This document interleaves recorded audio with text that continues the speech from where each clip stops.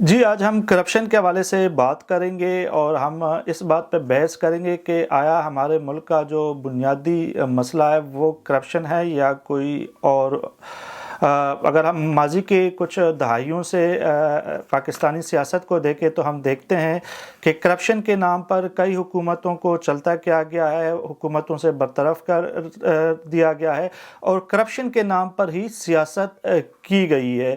اور بہت سی حکومتیں صرف اس لیے گھر واپس بھیج دی گئی کہ ان کے اوپر کرپشن کے الزامات تھے، یہ جانے بغیر کہ کیا یہ الزامات ٹھیک بھی تھے یا غلط تھے یا ثابت بھی ہوئے یا نہیں، یہ ایک الگ داستان ہے۔ لیکن کرپشن کے نام پر ہمارے ملک میں بہت زیادہ سیاست ہوئی ہے اور اتنی سیاست ہوئی ہے کہ کسی دنیا کے دوسرے ملک میں کرپشن کے نام لے کر اتنی زیادہ حکومتوں کو برطرف نہیں کیا گیا ہے۔ اب اگر ہم ماضی میں دیکھیں اور کرپشن کے حوالے سے ہم کچھ اعداد و شمار کا جائزہ لیں تو مشرف کے دور میں جو فوجی دور تھا اس میں ہم دیکھتے ہیں کہ پاکستان کی جو رینکنگ تھی کرپشن کے حوالے سے وہ 143 نمبر پہ تھی۔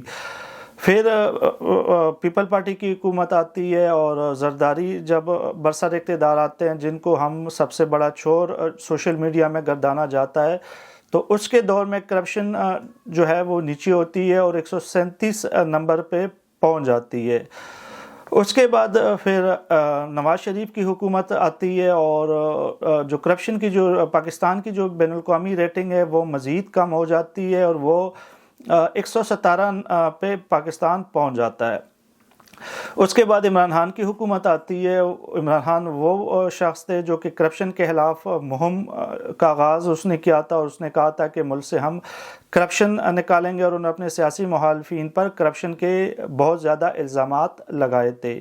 لیکن ہم جب دیکھتے ہیں کہ ان کے دور میں پاکستان کی جو رینکنگ بہت زیادہ بڑھ جاتی ہے اور 117 سے جمپ کرتے ہوئے 140 پہ پہنچ جاتی ہے، تو بہت سے سوالات ہیں کہ کرپشن کو تو ہم نے سیاسی نعرہ اور ٹول تو استعمال کیا ہے، لیکن کبھی ہم نے یہ نہیں دیکھا کہ کس کے دور میں کتنی کوئی کرپشن ہوئی ہے۔ یہ جو چیزیں ہیں، یہ جو اعداد و شمار میں بتا رہا ہوں، یہ میرے اپنے نہیں ہیں، یہ بین الاقوامی اداروں کے ہیں۔ آپ اس کو گوگل سے بھی اور دوسرے ذرائع سے بھی کنفرم کر سکتے ہیں۔ اب جو بنیادی سوال ہے کہ کیا ہمارا جو مسئلہ ہے وہ کرپشن ہے یا کوئی اور، تو میں پیرس میں رہتا ہوں اور جو پیرس کا جو بجٹ ہے وہ پاکستان کے مجموعی جو قومی بجٹ ہے اس سے بھی زیادہ ہے۔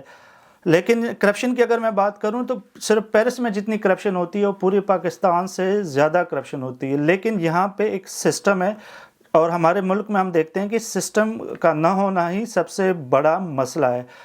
ہاں، یہاں پہ ہم دیکھتے ہیں کہ پارلیمنٹ بااختیار ہے، صدر کے پاس سارے آئینی اختیارات ہیں، لیکن ہمارے ملک میں ہم دیکھتے ہیں کہ پارلیمنٹ بااختیار نہیں ہے، وہ وزیر اعظم جو ہے بے اختیار ہوتا ہے اور جو ادارے ہوتے ہیں وہ آئین کے اور اپنی حدود کے اندر رہتے ہوئے کام نہیں کرتے، جس کی وجہ سے ہمارے مسائل میں اضافہ ہوتا ہے۔ ایک ادارہ دوسرے ادارے کے کام میں مداخلت کرتا ہے اور یہی وجہ ہے کہ وہ بگاڑ بڑھتی بہت زیادہ بڑھ جاتی ہے۔ تو ہم جب چیزیں دیکھتے ہیں کہ ہمارے ملک میں بااختیار صرف ایک ہی ادارہ ہے اور جو سیاستدان ہیں یا جو پارلیمنٹ ہیں وہ اتنے بااختیار نہیں ہیں، لیکن جب بھی تنقید ہوتی ہے تو پھر انہی سیاستدانوں کی اوپر ہی ہوتی ہے۔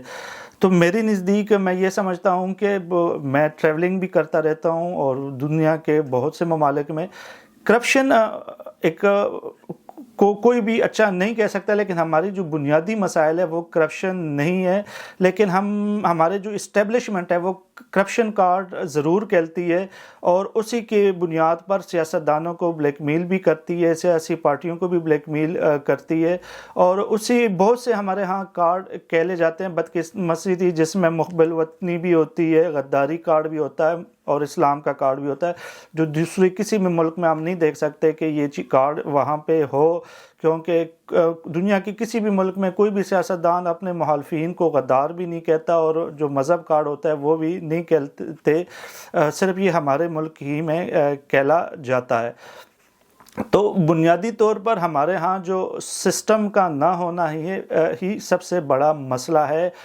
ہمارے ہاں پارلیمنٹ کا بااختیار نہ ہونا ہی سب سے بڑا مسئلہ ہے. اور جب تک پارلیمنٹ بااختیار نہیں ہوتا، جب تک ہمارے ملک میں سسٹم نہیں ہوتا ہے، تمام جو آئینی ادارے ہیں وہ اپنے دائرہ اختیار میں رہ کر کام نہیں کرتے ہیں، یہ مسائل ہوتے رہیں گے.